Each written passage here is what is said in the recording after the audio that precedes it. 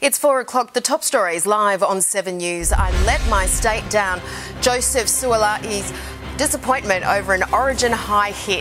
A family held at gunpoint inside their Hinchinbrook home, so terrified they'll move. And digging deep for Sydney's sick kids in hospital, and appeal tally rising. Live from Sydney, 7 News with Angela Cox. Good afternoon. It's the sickening head knock that shocked Sydney. Joe tests he didn't return to the field. Obviously a bit disappointed, letting my family, my state and especially my teammates down. I feel like that's probably the toughest thing about it, but yeah, it's got to move on from now. Yeah, look, I didn't mean it at all. I just went there to go tackle him and accidentally clipped his head, so I hope he's doing all right. Yeah, it's all good. Yeah, it's all 8 people, including a 2-year-old boy, have been held at gunpoint by a gang during a home invasion in our southwest. 2 of the occupants were assaulted. They say they don't know why they were targeted. Annie Puller has the story. Good afternoon. The residents of this Hinchinbrook home say they'll have to move out after they were terrorised by a large group of masked intruders last night. Police were called to Bowerbird Street shortly after 10:30 p.m. when the family inside called 000 saying they'd been held at gunpoint by 9 intruders. Those offenders were wearing balaclavas and gloves, and 3 of those offenders, 2 of which were armed with shotguns and 1 was armed with a pistol. They bashed down the door demanding cash and electronic devices. Amy Ellis, who has lived here with her 4 children and grandchildren, claims she was forced to shield her 2-year-old grandson as the men repeatedly attacked her husband, Mohammed Dabas. He was taken to hospital with head and shoulder injuries. His son was also injured. I couldn't hear exactly what they were yelling, but I just heard a lot of shouting. Yeah, it was pretty scary at that time of night. It's distressing to have anyone barge into your home. It's confronting, and it would have been quite chaotic for the family. The offenders took off in 2 separate getaway cars. Police are still trying to work out if this attack was random or targeted. A man accused of killing his former partner in a crash in the state's central west has died in hospital after being found unresponsive in his Silverwater prison cell. Troy Armstrong was charged with murdering Christy Armstrong by forcing her car off the road at high speed near Orange. The 36-year-old was set to make his first court appearance next month. Accused missing campers killer Greg Lynn has apologised to the families of his alleged victims.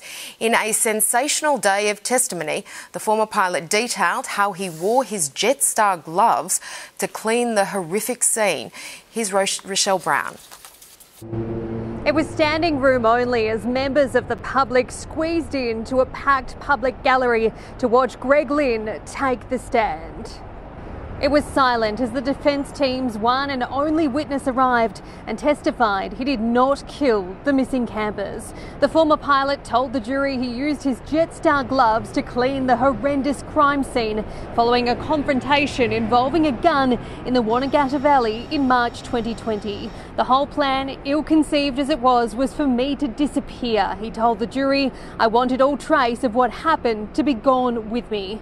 Prosecutors allege the 57-year-old killed secret lovers Russell Hill and Carol Clay without lawful justification, while Lynn claims they were accidentally killed in 2 separate struggles. I was trying to get the shotgun off him for the first time, and I was trying to defend myself the second time. All I can say to the families is that I'm very sorry for the suffering that I caused. In cross-examination, Mr. Lynn said he was too late to go to police and never thought he could have gotten in his car and just driven away until today. Aren't you trained to be calm and rational? The Crown prosecutor asked. I had never been faced with 2 dead people before. I feared that I would be blamed for it. Improper storage of the firearm, which had resulted in the death of 1 person, would be devastating for me. Mr. Lynn has admitted he burnt the couple's campsite and bundled their bodies into his trailer and dumped them in remote bushland. The prosecution and the defence will begin their closing arguments once Mr. Lynn's evidence is complete. Greens leader Adam Bandt is threatening to sue the Attorney General, accusing him of defamation. Live to political reporter Rob Scott in Canberra. Rob, what exactly is he alleging? Afternoon, Angie. Well, this relates to a television interview that Mark Dreyfus gave in which he alleged the Greens political party and its leader encouraged violent behaviour and criminal damage during pro-Palestine protests outside the electorate offices of a number of politicians, including his own and the Prime Minister's. Blockades which have seen offices splashed in red paint and some staff threatened. Now, Mr Band has condemned any violence or vandalism and believes Mr Dreyfus's comments are defamatory. They have been encouraging criminal damage of MPs' electorate offices, encouraging really riotous behaviour. I think that the First Law Officer of this country should not make utterly unfounded statements and spread disinformation. Now, the government and the opposition have united against the Greens, accusing the party of using the war in Gaza to undermine social cohesion. Rejecting that, Adam Band says the government's just distracting, accusing it of supporting the conflict. The Prime Minister is desperate to make it about anything other than the children who are dying in Gaza. It is beyond my comprehension why anyone in this place would seek to suggest that Australia were participants in a conflict when we are not. Just such an emotive issue for so many people, Ange. No doubt plenty more to play out in this here in Parliament House. No doubt indeed. OK, thanks so much, Rob. For the kids and their families who depend on Sydney's children's hospitals today, it's a very special day. We're being called to action in the Sick Kids Appeal, aiming to raise crucial funds for life-saving research and care. Jodie Lee reports. Good afternoon. Well, this is the 10th year that 7 News has supported the Sydney Sick Kids Appeal, an incredible initiative that this year hopes to raise $15 million for the Sydney Children's Hospital Network. The hospitals at Randwick and Westmead treat more than 159,000 children each year, some in emergency situations, others for more long-term health issues like young Alexander. All the stuff the hospital does for all the sick kids, it just makes it feel like a holiday for us. We get a bit of time off school and have fun. But regardless of how long they spend in treatment, any child in hospital is one whose life is on hold. How are you, Max? You all good? Yeah. Okay. Would you like one of those? Yeah. There you go. No child deserves to be in hospital, but for those who have to go there, they deserve our all. The money raised by the Sydney Sick Kids Day is dedicated to improving the experience of every patient, their family, and those who work tirelessly to care for them. It is the community and their donations that makes the real difference for sick children. $49 will give a sick child music therapy. $2,500 will help a child with hard-to-treat cancer get into a clinical trial. Fundraising efforts will culminate at a sold-out SCG on Sunday when the Sydney Swans take on the Geelong Cats. Until midnight on Sunday, every dollar donated will be doubled by generous charity partners. Such a good cause. Now, Angie Asimus joins us with the latest on Sydney's weather. Angie, there's been a lot of rain south of the city. And hundreds of millimetres has fallen across the Illawarra, and that is not the end of it. This region between Jervis Bay and Watamolla, including Nowra, recorded a widespread 100 to 200 millimetres. Some of those totals fell in as little as 6 hours. Weather warnings are still in place for more heavy rainfall, and that covers the Illawarra, but also parts of the South Coast, Southern Tablelands, Central Tablelands and metropolitan area. That rain is expected to ramp up this afternoon right through until tomorrow afternoon. 6 hourly totals between 50 and 100 millimetres are forecast. Scattered 24-hour totals between 100 and 150 millimetres also likely. A flood watch is in place for parts of the Central Coast, Sydney metropolitan area, Illawarra and South Coast. Moderate flooding is likely in the Hawkesbury, Nepean Valley and the Georges River from this afternoon. Right now it is a wet one for the CBD, currently sitting on 14 degrees. I'll have all the latest weather warnings coming up soon, Ange. OK, thank you, Angie. Still to come, Sydney's most affordable suburbs to buy in will tell you where to look. The Premier's formal apology for every life damaged by laws that criminalised homosexuality. And D-Day commemorations, 80 years since Allied forces turned the tide against the Nazis. Tonight, Joseph Suolihi on the high shot that rocked Origin. Brain experts explain the potential damage. The good news for renters and home buyers. Cancer cluster fears inside a Sydney council building. Boeing rockets into space, leaving its airline controversies behind. And the vote to give workers 5 weeks leave. Sydney 7 News at 6. Live across Sydney, this is 7's 4pm news. A wet day across the city. Right now it is 16 degrees in town.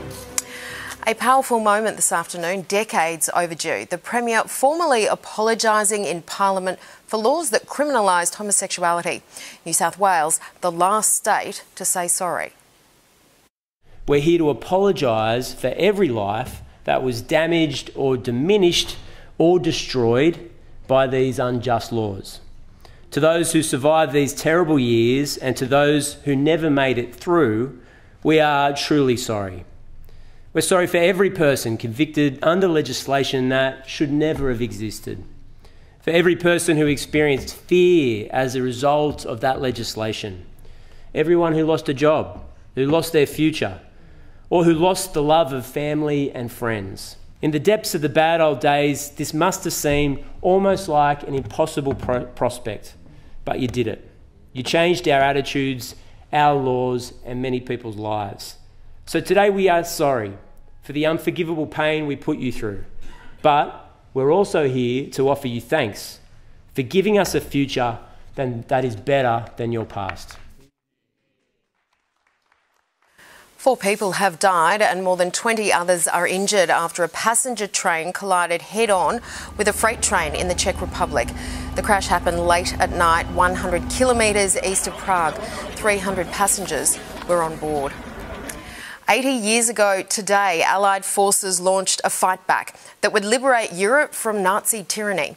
The last surviving D-Day veterans have been joined by senior royals and world leaders at commemorations. Europe Bureau Chief Hugh Whitfield is in Normandy. It's from Portsmouth that much of the Allied Armada left from, and it's where 6,000 people gathered by the English Channel to commemorate the sacrifice of those who took part in what was to become the largest ever seaborne invasion, an enormous Operation Overlord, as it was called. 160,000 Allied troops storming the beaches here in Normandy to drive back the Nazis. The King, the Queen and Prince William joining dignitaries from around the world, descendants of those who fought and died and those few remaining D-Day veterans, all of them now well into their 90s or beyond the age of 100, all with incredible stories to tell. The Queen appearing to be visibly moved. The King saying today the number of surviving veterans is tragically dwindling. All knew that both victory and failure were possible, and none could know their fate. It is a near impossible task to imagine the emotion of that day, the pride of being part of so great an enterprise. Here on the Normandy coast, people have arrived from all over the world. 1 million people are expected to join services across Normandy later tonight Australian time on what is D-Day here in France. They are not just commemorating the sacrifice of those who fought, but also celebrating what was to become the liberation of France and continental Europe from Nazi rule. The King will be here along with the US President, Emmanuel Macron, the French President, the Ukrainian President too, the German Chancellor will be here, and Australia will be represented by the Governor-General. Next in 7's afternoon news, sport with Mel McLaughlin, including Joseph Suolihi says sorry for the brain snap that made Origin 1 mission impossible for the Blues. Glenn Maxwell's nightmare run continues in Australia's opening game at the T20 World Cup. And later, good company, the key to a healthy heart, reducing your risk of cardiovascular disease. 7 News exclusives direct to you. From pram pusher to prisoner. The one source where the true meaning of exclusive is delivered every night. Massive extent of fraud is difficult to quantify. Prosecution asks that the man be taken into custody. When you watch 7 News, you really know the news. Time for sport now with Mel McLaughlin. And Mel, the Blues are licking their wounds today. They really are, Ange. And debutant Joseph Suaalii says he let his teammates and the state down in last night's series opener at Accor Stadium. He'll miss 4 matches after being sent off for a high shot on Reece Walsh in the 8th minute. The Maroons went on to win 38-10. Jaleesa Apps has more. Well, Joseph Suaalii, he couldn't hide his disappointment this morning at his Origin debut ending early. It was just 7 minutes into the game when he called. That's ridiculous. It's, yeah, at the end of the day, they got their opinions, which, but I'll hold my tongue on that one. Maguire and all of the Blues players we spoke to this morning support Suaalii and are rallying around him. As for the man who was on the unfortunate end of all this, he is luckily doing okay. Reece Walsh actually passed his HIA in the sheds last night, but because he was classed as a Category 1 concussion, he couldn't return to the game. How's the head? Yeah, it's all good.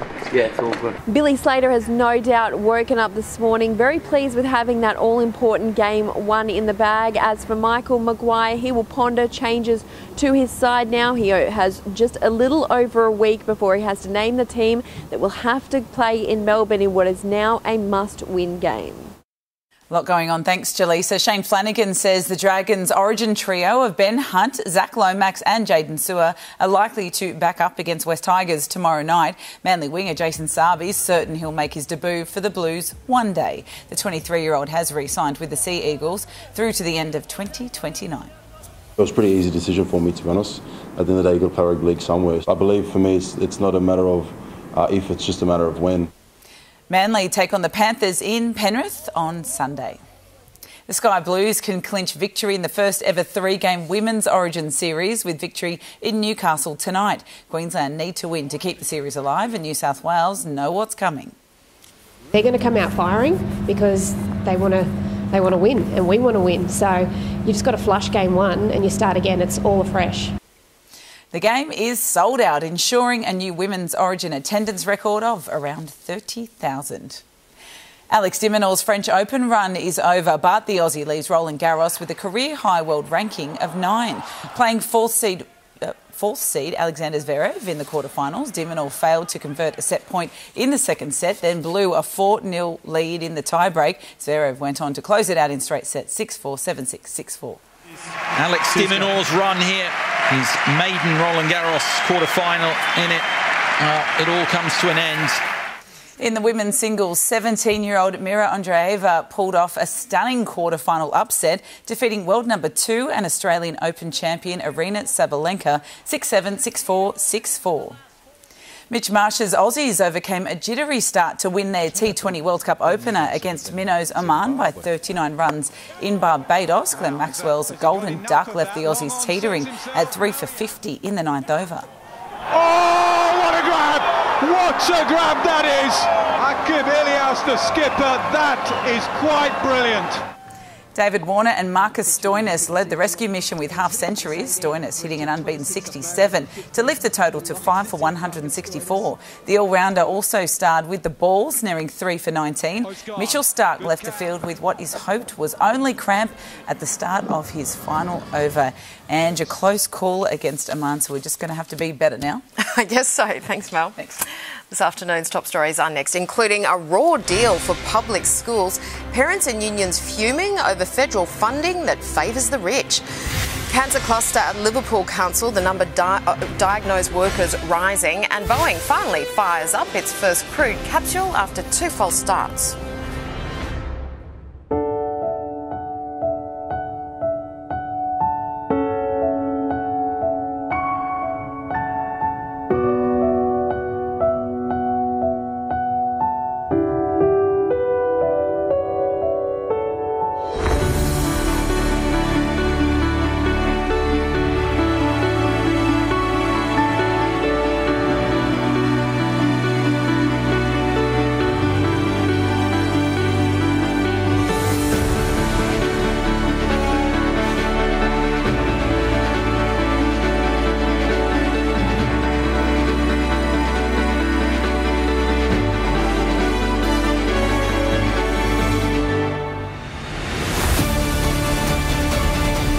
Nobody knows Sydney better than Fergo, Mel and Angie.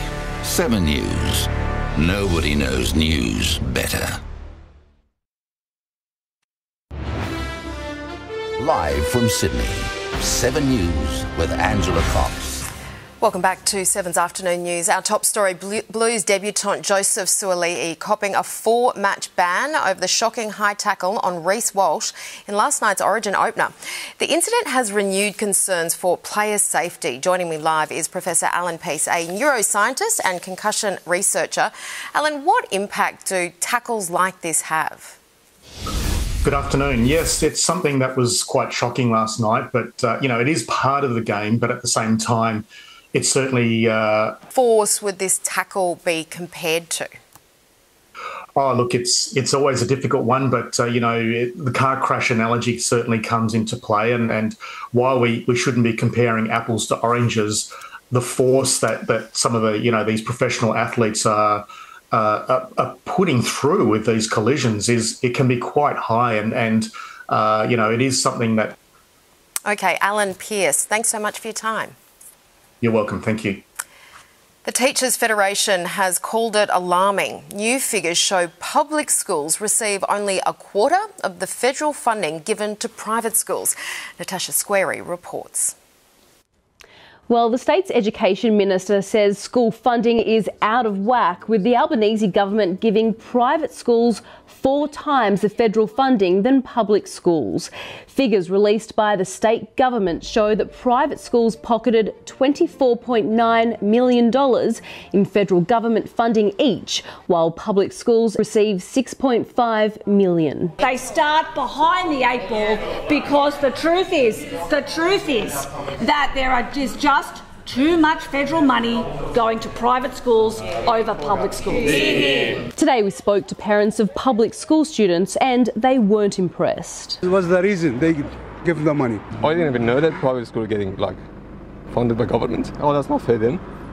4 times as much as these schools. Oh, really? The Teachers Federation agrees, saying the gap is alarming and it's getting tougher for public educators with constant underfunding. New South Wales public schools, just this year alone, is underfunded in the order of $1.9 billion. Federal Education Minister Jason Clare says he's currently negotiating the next school funding arrangement, which would include an extra $4.1 billion for New South Wales schools.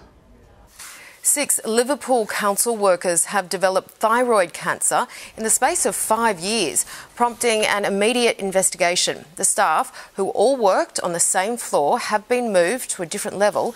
The council says it can't be sure if the cluster is connected to their workplace.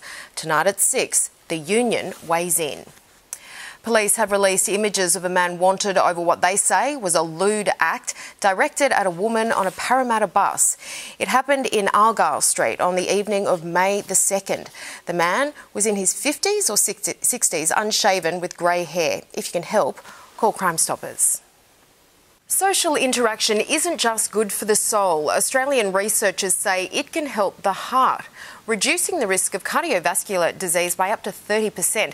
Let's bring in Dr. Roseanne Fregg-Poley from Monash University. Thanks for joining us, Doctor. What did you find? What we did is we asked around 10,000 Australians aged 70 years or more about their social activities, and what we found was that some of these were really important for cardiovascular health. One of them was being in a partnered or married relationship, and we found that that was a benefit to both men and women. So it's not all bad news, though, for singles, but you have uncovered stark differences for men and women, as you say. Tell us about that. So for women aged 70 years or more, their friends are really important. The magic number is at least 3, and this is for people so they can discuss private matters with. So they have to have a close connection.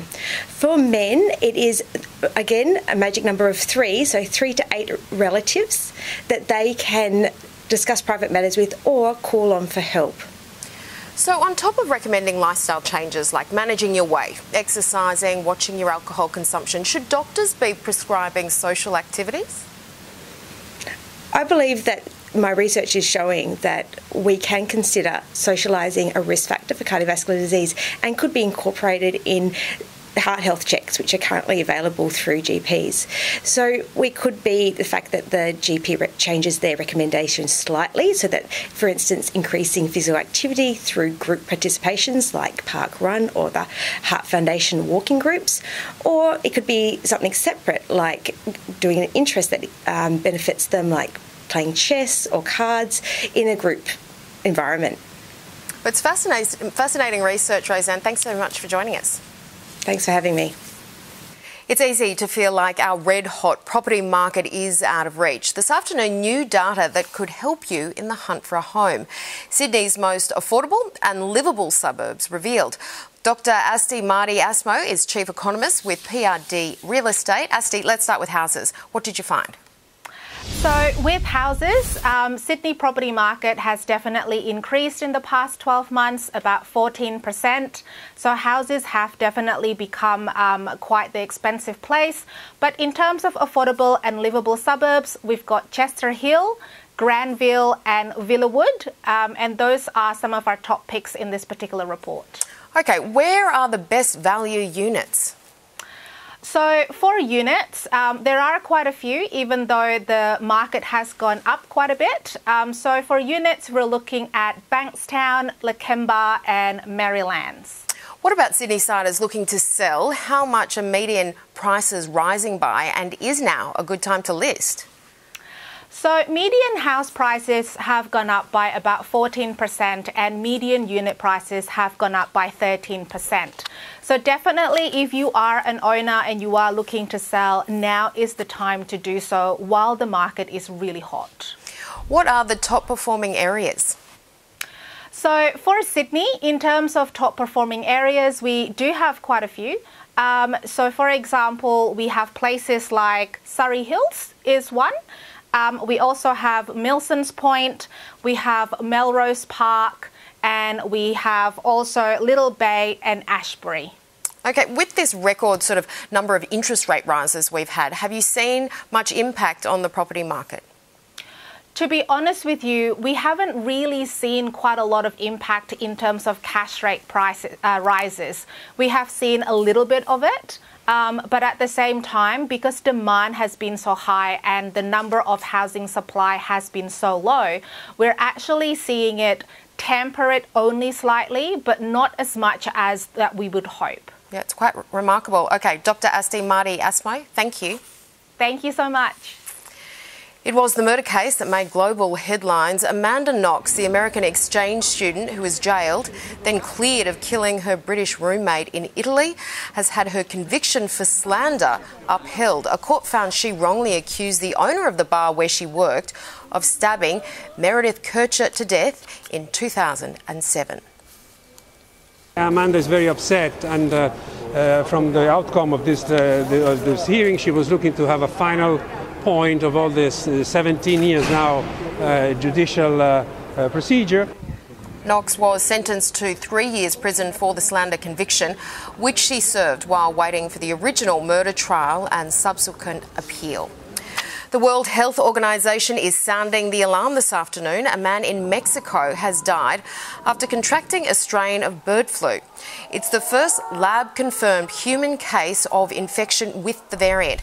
The 59-year-old had serious underlying medical conditions but hadn't been exposed to poultry when his symptoms set in. Third time's the charm for Boeing's Starliner launch. After scrubbing the test mission twice, the crewed capsule carrying 2 NASA astronauts took off on its maiden voyage. This afternoon, it's hurtling towards the International Space Station. Miley Hogan reports. It was a successful takeoff this morning, the rocket making a flawless launch. And liftoff of Starliner and Atlas V, carrying 2 American heroes. Roaring off from Cape Canaveral in Florida, accelerating into the sky, the Boeing Starliner successfully separated from the rocket minutes after takeoff.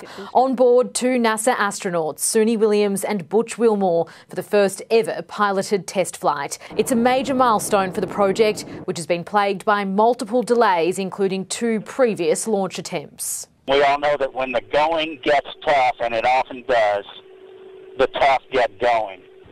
And you have. And Sonny and I are honored to share this dream of spaceflight with each and every one of you. So with that, Elsie, let's get going. The astronauts will run a series of tests on the spacecraft, their job to make sure it's safe for humans to travel in for future flights. They're currently on their way to the International Space Station, on track to dock there tomorrow. It's all part of Boeing's efforts to develop a spacecraft to rival Elon Musk's SpaceX capsule. It's currently NASA's main form of transport to get astronauts to the International Space Station. If all goes well, Boeing hopes to have its first operational flight early next year, giving NASA more options to send astronauts into space. We'll hear from CommSec for the latest on the share market next, then why a diet high in salt may raise your risk of eczema. Double demerits from midnight, the bad habits police will target on our roads this long weekend. It's 14 degrees in Blacktown, Sydney's full forecast soon. Exclusive report, school holiday getaway deals. Top family destinations for less than $200 a night, and the simple booking tip to save you 30%. Plus, we could be knocking on your door with $5,000 in Coles online credit. Start with Sunrise tomorrow morning on 7 and 7 Plus. 7 News exclusives direct to you. From pram pusher to prisoner. The one source where the true meaning of exclusive is delivered every night. Massive extent of fraud is difficult to quantify. Prosecution asks that the men be taken into custody. When you watch 7 News, you really know the news.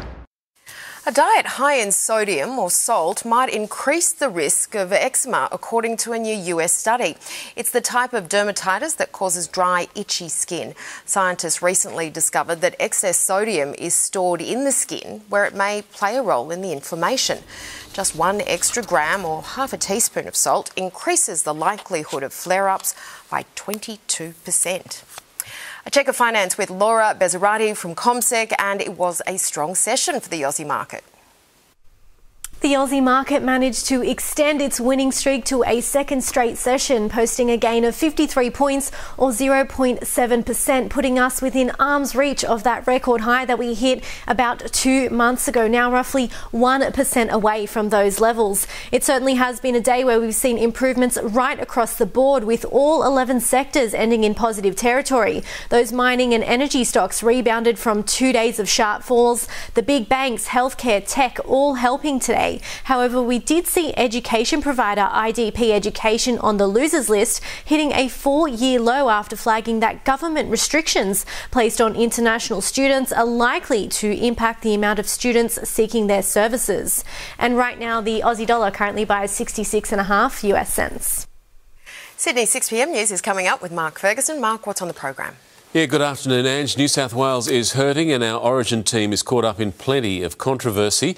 Tonight, the tackle that rocked Game 1 and sparked fresh debate about brain injuries in sport. Joseph Sualihi has said sorry, Reece Walsh is up and walking, but the experts have a warning about the impact of hits like this one. Also, the confronting pictures that illustrate the dire state of Sydney's housing crisis right on the door of the Reserve Bank headquarters. There is some good news, however, for renters and home buyers. We'll bring you that at 6. A delicate rescue at a worksite in Sydney's northwest. Emergency crews called in to save a construction worker. Find out what happened.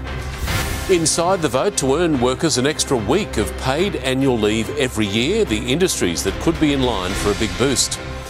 And Elvis is in the building. Austin Butler has roared into town. We chat with the Hollywood star, bringing the 60s to Sydney as he returns to his home away from home. And lots of Austin and lots more tonight at 6 o'clock. Good to hear. Thank you, Mark. Police have launched their King's Birthday long weekend road blitz with double demerits from midnight tonight until 11:59 p.m. on Monday. Officers will crack down on speeding, drugs and alcohol, seatbelts, motorcycle helmets and mobile phone use. 14 people died on the state's roads during the same period last year. Last night's national anthem for State of Origin divided opinions. The performance by Australian Idol winner Dylan Wright had critics in arms for not sticking to the script. Steve Hart has the story.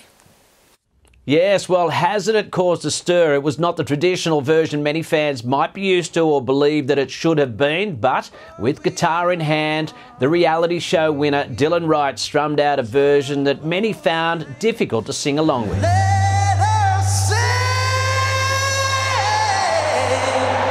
And as you say, it certainly has stirred up a lot of talk, both for and against it today. I love country music style, but I wasn't real impressed, to be honest. It just wasn't, the true anthem that, Aussies are used to. To me, the national anthem is, you've got to treat it with respect. Bells it out. I just thought it was too slow. You couldn't sing to that. I thought he did a good job. A lot of people are bagging him. It's a bit rough. Yeah, no, I thought it was all right. But the NRL stand by their choice and say the anthem will always divide opinions, but were more than happy with their choice and what Dylan delivered last night. We took to the streets today, though, to see if anyone could do better. I'm actually a singer with Queensland Performing Arts QPAC Choir. Australia's let us rejoice, for we are one and free. Give him the job. Game 2's yours. Looks like we have a winner, and we're told the anthem tonight for the women's Origin match in Newcastle will definitely be a crowd pleaser. Okay, next in 7's afternoon news, Angie Asimus is back with your latest forecast.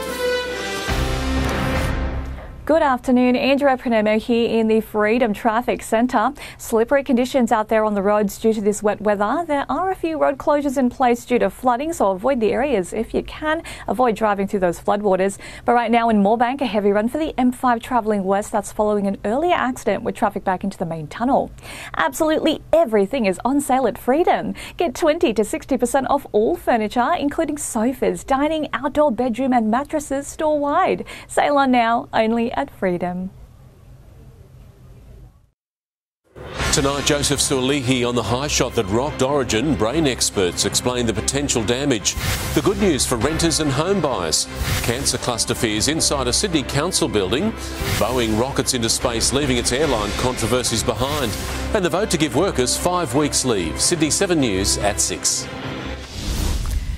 New legislation aimed at cracking down on knife crime has just passed state parliament. Known as Jack's Law, it allows police to wand for weapons using a metal detector in certain public places without a warrant. It's similar to laws in Queensland of the same name, which were passed after teenager Jack Beasley was stabbed to death. His parents, who advocated for the reforms, were present in the chamber when it passed. Now, Angie's back with the forecast. Angie, Sydney is in for a soaking tonight. Yeah, and we've seen up to 60 millimetres in some Sydney suburbs already, including Little Bay and Mascot, with already sodden catchments and more to come. A flood watch is in place as that rain continues. Back in the CBD, we reached a wintry top of just 16 degrees. That followed a low of 12, so only 4 degrees separating the low from the high today. A surface trough extending from the Illawarra region out into the Tasman will deepen throughout the rest of today, and that is happening in response to an upper low off central New South Wales. We've also got those humid southeasterly winds just pushing onto the coast south of that system. That means more heavy rainfall in store for the Illawarra, parts of the south coast, southern and central tablelands and metropolitan area. The bulk of that to fall tonight and tomorrow morning. Around the capitals, Brisbane sunny, top of 20 degrees. Those grey skies remain for Canberra with afternoon showers 15 degrees, partly cloudy and 17 for Melbourne. Hobart will be fine with a top of 14. Back in the CBD, there is more rain on the way tonight and tomorrow. We are heading for a top of just 19 degrees. There is the chance of a thunderstorm with southeast to southwesterly winds.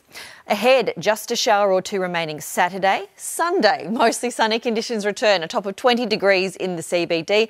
And then from there, that fine run remains right throughout the rest of the working week. I'll have more weather details coming up at 6 o'clock, Ange. Looks good. Thank you, Angie. And that is Sydney's 4pm news for this Thursday. Mark Ferguson will bring you 7 News at 6. I'm Angela Cox. Stay with 7 Now for the Chase Australia. Thank you for joining us. Have a great night.